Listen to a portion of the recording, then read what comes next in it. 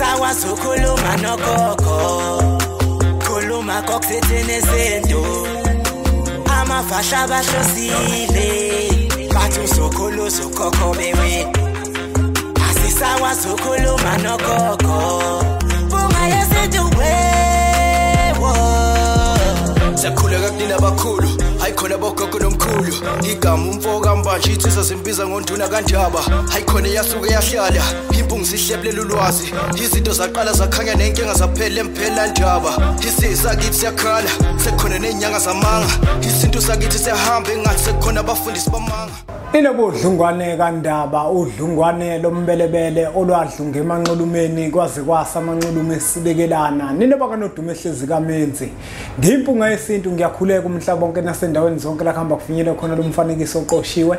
Uma ukuthi umusha kule channel ibizo lami ngumlekeleli umfoka mbanjwa umshana wakofuze fulele omashiya mahla ngathi azoshumayela umzukulu kaMdumo igama elimamanga likaThumbu laTshatshatsha uTshatshatsha kaPheshe uPheshe kwaMaguyane uMaguyane kaVaphi uVaphi kaNokhonjo. Kanti ke mina insizwa zingibiza ngonduna kaNdaba untombizi yamncumela insizwa ziyamkhomba sonke esincane saphuma ehlathini ekseni ngovisa sivuthulula ngoba sigcwele amabethe ikhole likholwa ngenhliziyo engalibhana kancane esontweni ugxamugxamu umsathe enkankane lakha lathi ngahamba lithese lo sitha lathi ngahamba umjabulelo kumamatheka komkakhe ngoba nje nomamatheka uthi faca. Asibonge kakhulu bafowethu ukuthi ngaso sonke isikhathi sifike la ku channel lethu enkulu Impunga Yesintu TV. Wonke umuntu uzokhumbula ukuthi ke inyanga le esikuyona sikwinyanga kaMandulo okuyinyanga yamagugu. Abantu abaningi basho njalo ukuthi inyanga yamagugu.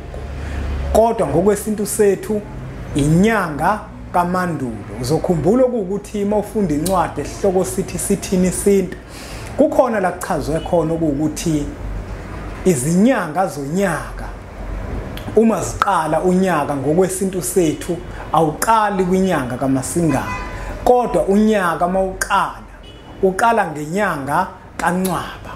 Kuchaziwe ke lokho ukuthi ke kungani kuqale unyaka ngenyanga kaNcwaba. Kuyachaza ukuthi inyanga kaNtulikazi iyona inyanga leyo ekuyinyanga yokugcina yokuvalwa konyaka. La unyaka usuke khona usuhlanza umhlaba ngenkathi kukhona umoya nezivunguvungu nezishingishane kusuke lapho umhlaba kushanelwa amaqabunga ezihlahla akade ehlangulwe izihlahla ngenyanga kaNhlangulana. Ingakho leyo nyanga leyo inyanga kaJuni kuthiwa uNhlangulana ingoba izihlahla zisuke zihlangula amaqabunga azo ziwabeka phansi. Bese kuzofika ke manje umshanelo okuntulikazi ke manje ngesikhathi sekukhona umoya sekuphephuka yonke lento.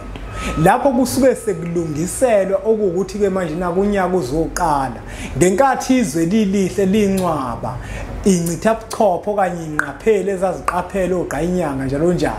Babe sebeyetha leyo nyanga kaNcwaba ku-August ukuthi ke uNcwaba ngoba izwe lisuke lincwaba ngaleso sikhathi lilihle.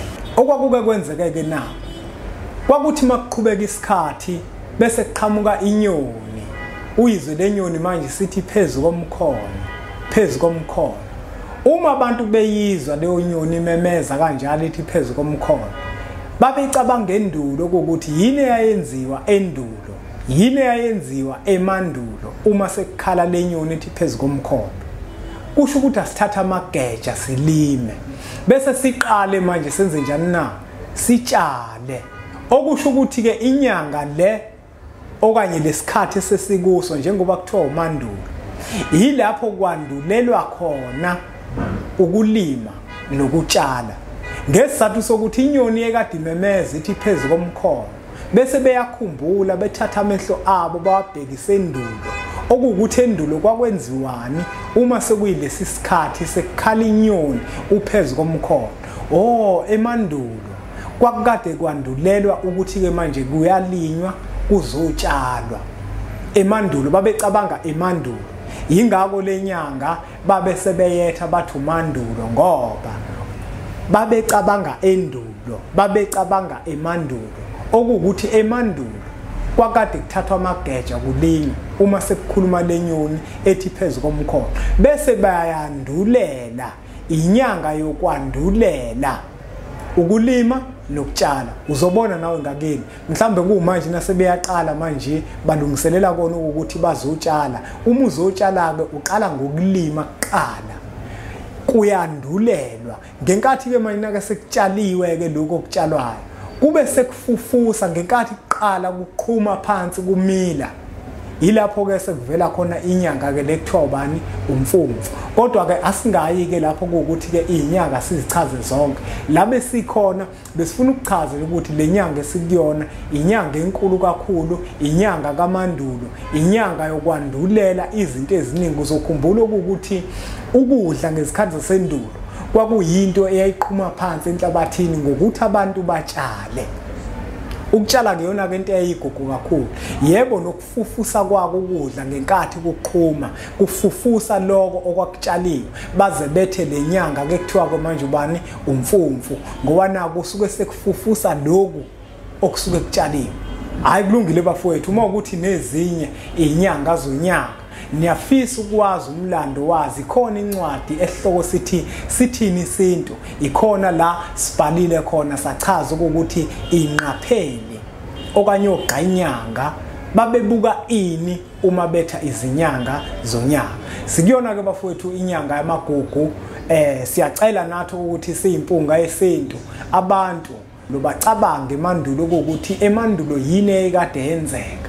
Okhokho babo bebekade behamba kuphi thina njengamanje sesihamba kuphi bese siyalungisa ke bafowethu la ukuthi thina sihamba eceleni kwendlela ekade ihamba ukhokho bethu. Asibonge kakhulu ngokunubukela umfanekiso oqoshiwe. Ngiyacela ukuthi nudlulisele kwabanye abantu ngoba nakubona uzoba usizo olukhulu. Bese siqhubeke sisubscribe ku channel yethu enkulu Impunga Yesintu TV. Bese sithi nje impunga.